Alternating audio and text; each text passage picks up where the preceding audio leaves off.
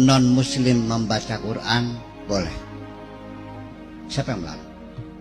Siapa yang berhak menafsir Quran? Lembaga mana yang membuat SK bahwa orang ini berhak menafsirkan? Dan SK melarang orang ini menafsirkan. Ada nggak lembaganya? Ada.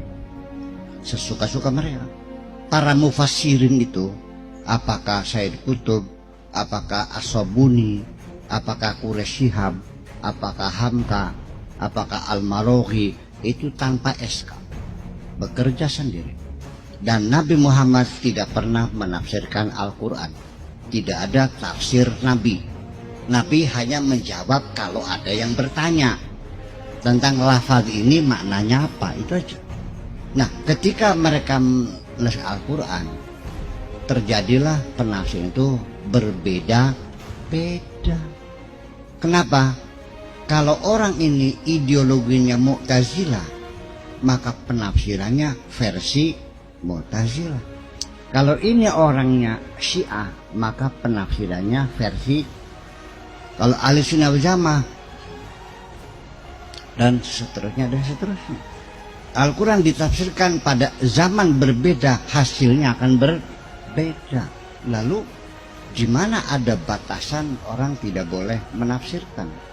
Itu persoalannya nanti adalah uji publik.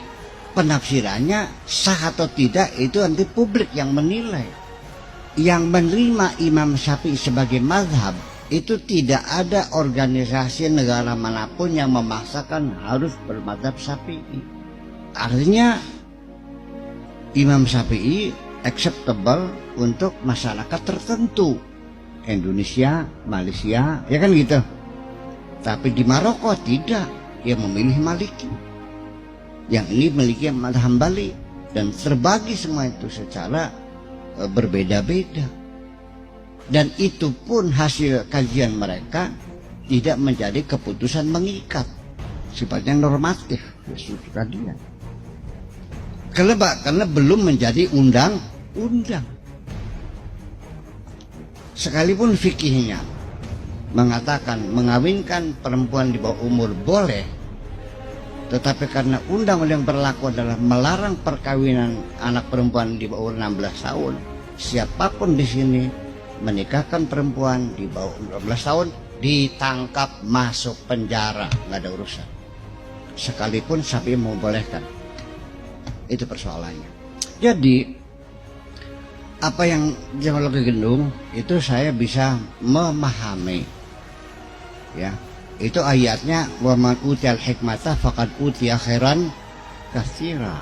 Itu maknanya ya kira-kira memang seperti itu, ya seperti itu.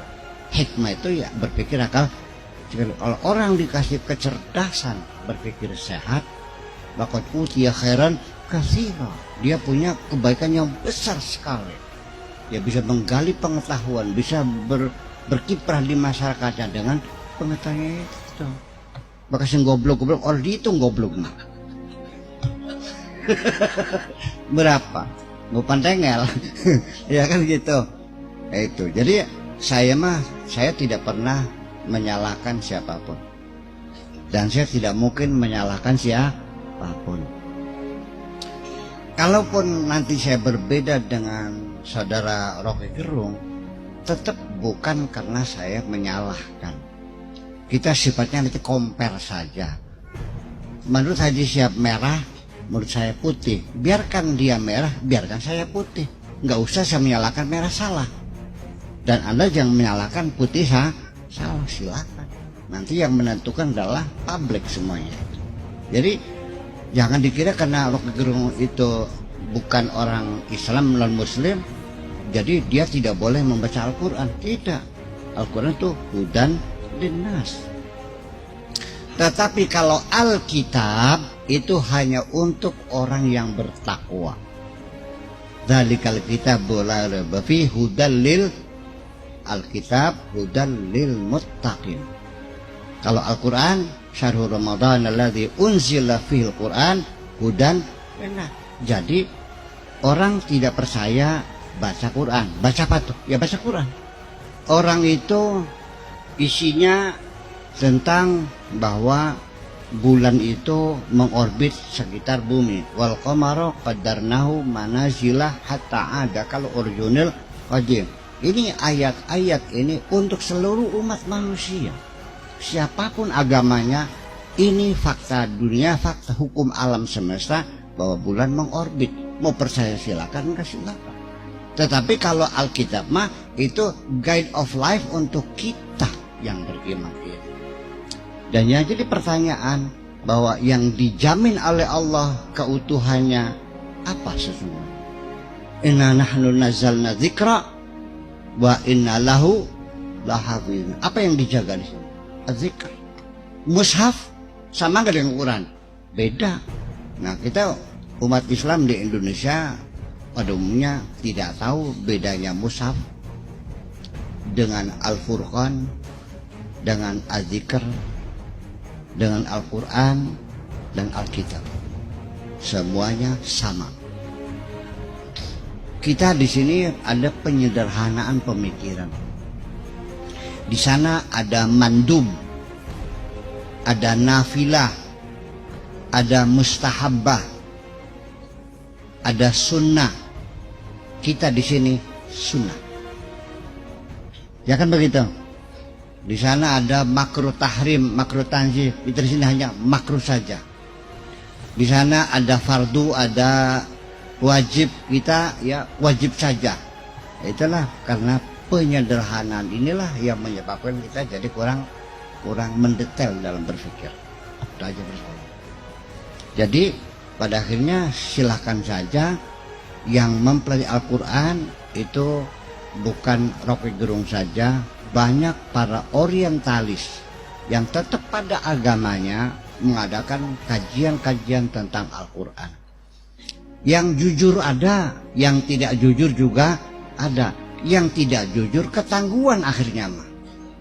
Iya kan? Tapi kalau dia jujur dan benar, saya baca, saya akui orang ini hebat, bagus.